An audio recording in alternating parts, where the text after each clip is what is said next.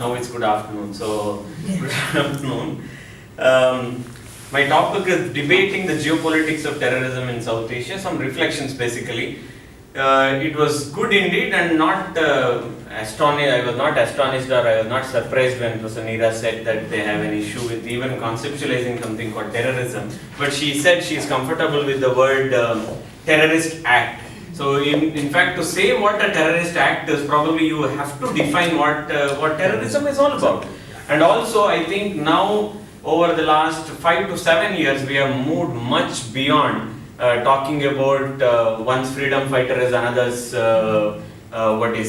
terrorist. We have moved beyond that concept because of the brutal evidences that we have found in terms of killing the normal civilians. So based on this one, though there is nothing called a grand definition of what terrorism is all about, but there are consensus that have been built over a period of time where people talk about what it constitutes. Though essentially it talks about the end results, what terrorism is all about, but still there is a consensus that we have built. So I have no hesitation to use the word terrorism, and I also accepted that it's part of my profession that I would continue to use, though someone calls me state-centric. because the very concept is that violence has been with us since the beginning of the history itself, as the human history is known, whether you say whether we were part of the Westphalian system or prior to that one sort of an anarchy, picking the apple, the one which has fallen, what is the survival of the fittest, whichever time, I think violence is essential part of it. Now the question is also, if terrorism is such a lucid concept, or let's say it's not a serious issue at all, and it is simply a sociological issue, or it is simply an issue that has to be debated at the academic level and then probably we find solution. Why does it provoke so much of response across the world? That means there is a intense, ontological issue, or there is much more than what we talk about in terms of understanding this one. Now, there are people who have also gone to the extreme. I don't deny people have gone to an extreme of saying about whether it is leading to clash of civilizations, to everything that sort of. But needless to say, there is also the other school in the other extreme form which doesn't want to even categorize it as terrorism. So both the sides we have the fundamentals, we have both the side fundamentalists also on saying whether something extremely liberal or something extremely securitized. But as we spoke about, it has also resulted in irrationality, miscalculation, xenophobia and religious extremism. These are again multiple shades of terrorism as such what we talk about, because much later now they have assumed this transnational character. Prior to this one, people used to consider it as part of the political violence as such, and they also used to think this is just essentially a domestic issue.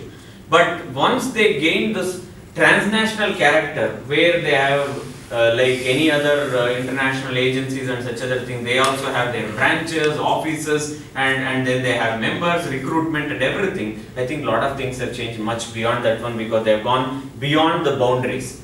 Now, they work on dispersed issues because there are sympathizers in the diasporic communities, there are people who fund them, there are even states which are interested whom we categorize as sponsors of terrorism. There are several people because they also know how to raise funds, they also know how to gain the expertise through technology, because if the state is using counterintelligence, the terrorist organizations also, they build their own intelligence. They also make use of the science and technology that is available, because they also have an interface with the society, because they no longer live in the forest and they fight like how the Maoists used to fight before, because they just live with everybody else and they also utilize everything that is available, because they are not aliens to the system as such, to the state system. Now, one of the important concerns often put up is also the proliferation of writing on terrorism after 9/11. I often say, even in my class and even in my regular discourses, where I talk to people and say that most of the literature in the last 1 decade, especially in the field of international relations, has shifted from the post-Cold War era language. Now, after 9/11, that's the first statement you start with finding academic writings. Everybody starts with, because it used to be a fashion people writing after the end of Cold War, after the collapse of Soviet Union. Now the new fashion is after 9/11, especially in international relations. So certainly there is a proliferation of writing one, because one of the schools, that is the critical terrorism studies, came up with a statistic saying that 80% of the literature on terrorism has emerged after 2001, after the attack, 9/11 attack in the United States, because it has the capacity of generating vast amount of social and political activity, includes powerful emotions, constitutes a legal and political subject, an object of fear, hatred, surprise, as well as admiration. We find this culmination of gamut of things in the hermeneutics that come together. For somebody it might be a sort of anxiety, for the other one it might be a sort of a victory. For somebody else it is victimization, for somebody else it's a victory over a particular race or a group or whichever it is. It can be converted into any of the things.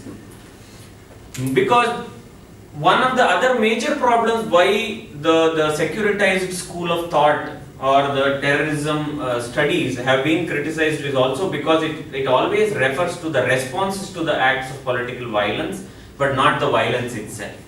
They have been accused of not looking much deeper into, because there is a mode of understanding that you have to first fall into the problem solving methods, which is much more problematic.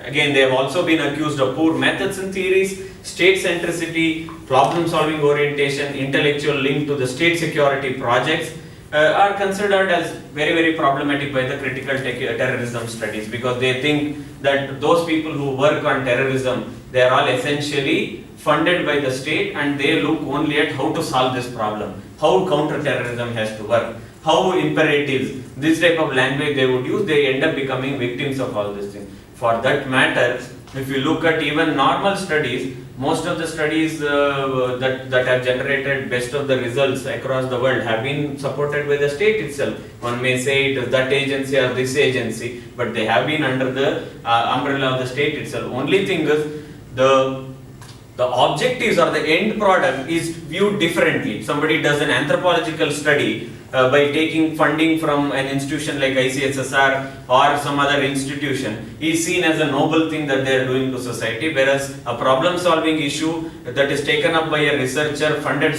again by the same agency on terrorism is simply seen as a product of the state virtually coming back.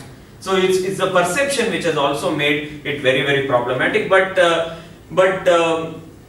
in South Asia as such, understanding terrorism in terms of geopolitics is also in terms of the instrumental rationality. When we say instrumental rationality, it is typically all about that how you have got a problem and how you are going to immediately see the utility. Means just seeing utility of a particular thing. That means you are given a problem and immediately you are supposed to give. You are not allowed to, or you are not expected to think too deep into finding its roots or finding it what has to be done, how it would have come in the history, not like this.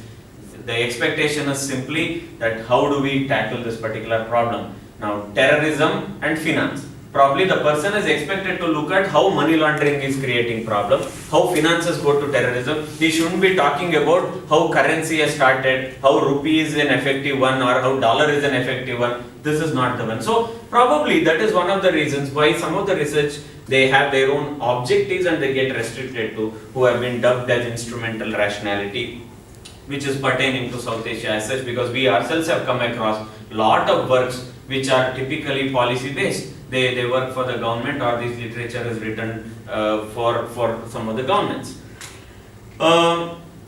But again, speaking no less to this one, for the United States, 9/11 was an opening time with regard to South Asia as such. Because till then, India kept telling so many times its concern about terrorism that emanates from Pakistan and other regions. but United States never bothered about until unless it was attacked on its soil. Then immediately it started realizing, okay, there is something called terrorism in South Asia, and started coming in. Although they have been accused most of the time that they were also somebody who gave birth to what we call today as Taliban or what we call today as Al-Qaeda. They were partially instrumental in doing that one because they were forcing or they were fighting against the Soviet Union. That was the time they gave them arms and ammunitions. So, but they started realizing only after 9/11 that they wanted cooperation, and their what you say, the ground of fighting became South Asia.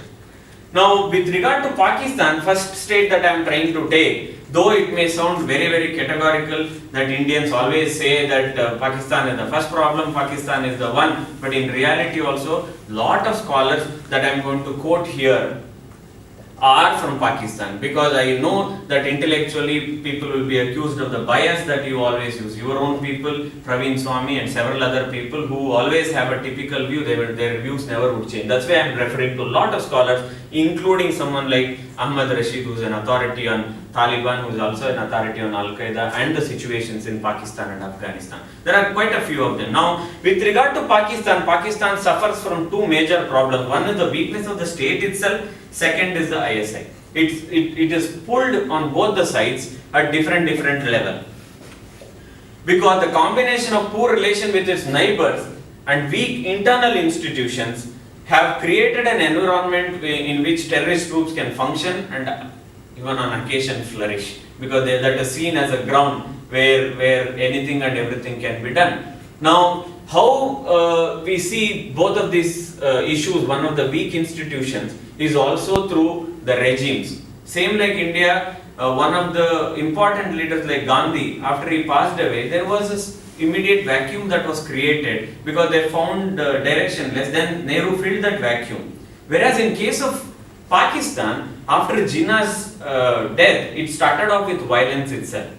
Liaquat Khan was killed, and then the state started going through different level, and in between they fell into this process of Islamization. That is one of the important reasons why the nexus between the ISI and the state institutions became different. Because even if the political executive wants to do something on his own, the ISI would pull on the other side. That has become almost like a parallel government which takes on lot of decisions. Now, Pakistan's institutional crisis and the security dilemma. Most of the time, the ISI survives or it is accepted among the people because it caters to the needs of security dilemma. It says that I am not doing because I want to grow. I am not doing just because I am interested only in my own organization. It's also because of the country that we have a hegemon next to us. They have access to our territory. We have to gain back something that is ours, and there are people who are looking forward to have us. Probably when I discuss Kashmir, it's much easier for me to see on this one. Now one cannot leave out Afghanistan when we are talking Pakistan, because Pakistan as a place which gave a lot of importance to terrorist organizations that have taken birth in Afghanistan itself. Pakistan has a major role. That's the reason we have to see, because Afghanistan has its own history of having unstable government. They have never been a land of peace. That's what most of the historians say, that one or the other way they have been abused most of the time, either by outsiders or within themselves they had issues.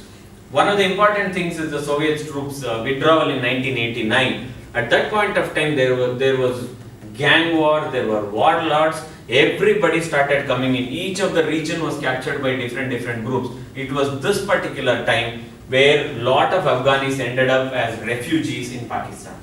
And this was taken as an advantage to gain a lot more importance by Pakistan in Afghanistan, because they wanted to use some of these internal warlords were problematic for Pakistan to push its access to the other regions, including Central Asia, wherein it finally thought the best way to do is get these people who are in the refugee camps into some of the madrasas and train them and then support them. That's how initially the whole thing of the Taliban started.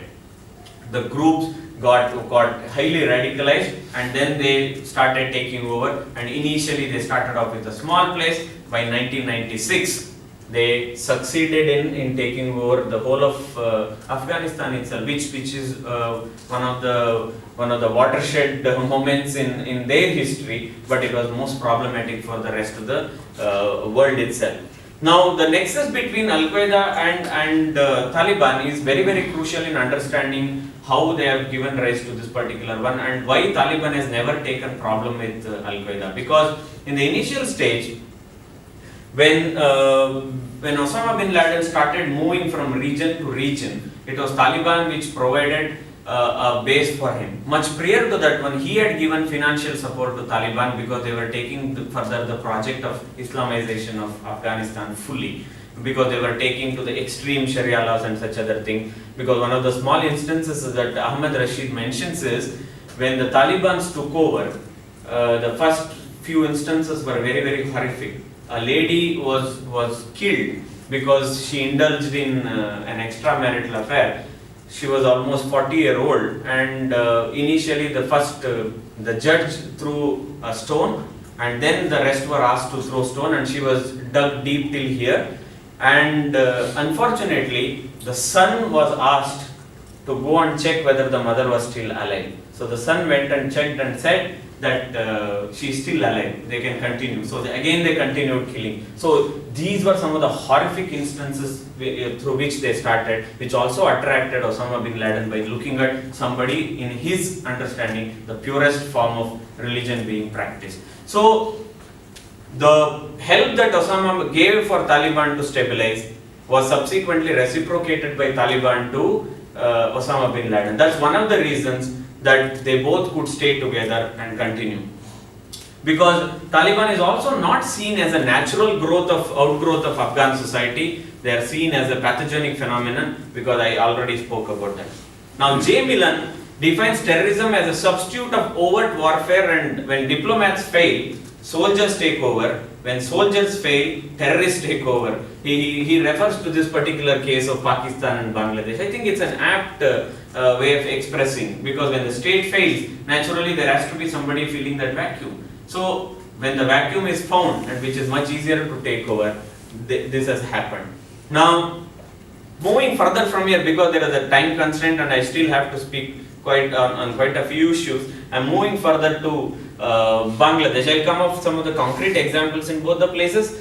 Now, Talibanization of Bangladesh was an important factor, because time and again it has also resurrected according to the regimes. When there was a previous regime before Sheikh Hasina, it supported Jamaat. It also supported several other organizations, including those organizations which were operating from India, from the northeast region. Whereas with Sheikh Hasina, the things have been a bit different. She herself has referred the Talibanization of Bangladeshi society has been one of the biggest cause of concern during her time.